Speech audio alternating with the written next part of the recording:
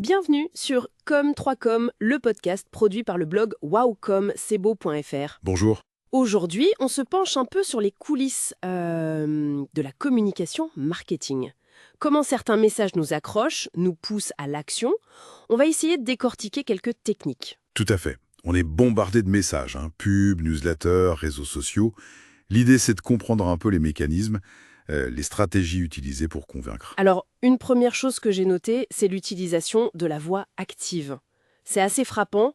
Par exemple, au lieu de «notre montre est conçue pour», on entend plutôt «notre montre vous garde au sec». C'est plus direct, non? Ah oui, complètement. La voix active, ça met l'action en avant et qui en bénéficie. Ça donne une impression d'immédiateté, de dynamisme. Le message est plus engageant, moins passif. D'accord, je vois. Et dans le même esprit, il y a cette tendance à éviter le négatif. Plutôt que «notre logiciel n'est pas compliqué», on va lire «notre logiciel est intuitif». Pourquoi ce choix du positif? Ben, disons que le cerveau y réagit souvent mieux aux affirmations positives. C'est plus simple à traiter. Mettre en avant ce qu'un produit fait ou ce qu'il est, c'est plus clair que de dire ce qu'il n'est pas. Ça évite aussi toute association négative involontaire. Logique, oui. Autre chose, le vocabulaire. On sent un effort pour éviter les répétitions, pour être plus riche. Au lieu de répéter améliorer, on va trouver booster, optimiser, renforcer. Exactement.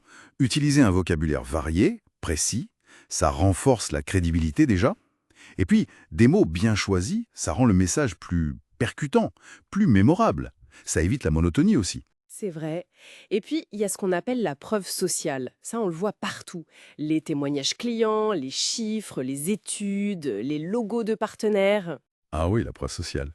C'est fascinant comme mécanisme. Ça repose sur notre tendance naturelle à faire confiance à ce que font ou disent les autres, ou à des données objectives. Quand on voit 10 000 utilisateurs satisfaits, ça réduit l'incertitude, ça rassure, ça renforce la confiance. Carrément, ça rassure. Et parfois, le message commence par nous pointer un problème, genre une pub pour un soin de la peau qui parle d'abord des difficultés, des imperfections, avant de présenter le produit miracle. C'est une technique classique, oui. Identifier ou même créer un besoin, une insatisfaction chez l'audience, et ensuite, hop, le produit ou le service est présenté comme la solution évidente à ce problème. Ça augmente sa pertinence, forcément. Malin. Et l'urgence. Les fameuses offres limitées dans le temps, les comptes à rebours, ça met une petite pression quand même, hein? Oui, tout à fait. Créer ce sentiment d'urgence ou de rareté, ça pousse à décider plus vite. Ça joue sur notre peur de rater une bonne affaire, le fameux FOMO, la Fear of Missing Out. Du coup, ça peut court-circuiter une réflexion trop longue, et hop, on passe à l'achat. Et enfin, il y a l'émotion. Tellement de pubs jouent là-dessus. La joie, la peur, l'espoir, la nostalgie. Les images, les mots choisis peuvent vraiment nous toucher. Ah bah oui, les émotions, c'est de puissants moteurs de décision, souvent plus que la logique pure. Une connexion émotionnelle, ça rend un message beaucoup plus marquant, beaucoup plus influent qu'un simple argumentaire factuel. On s'en souvient mieux. Bon, alors, si on essaye de résumer tout ça, on a la voix active pour le dynamisme, le langage positif, un vocabulaire riche, la preuve sociale qui rassure. La mise en avant d'un problème ou d'un besoin, le sentiment d'urgence pour accélérer la décision, Et bien sûr, la connexion émotionnelle. Ça fait pas mal de techniques quand on y pense. c'est ça. En fait, c'est un mélange de clarté dans le message, de psychologie et de stratégie.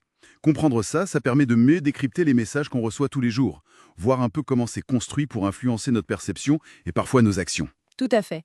Et ça amène une petite question pour la route. Maintenant qu'on a vu ces techniques dans le marketing, où est-ce qu'on pourrait les retrouver ailleurs? Dans d'autres types de communication au quotidien. Intéressant à observer. Bonne question. Voilà, matière à réflexion. Rendez-vous au prochain épisode. À bientôt!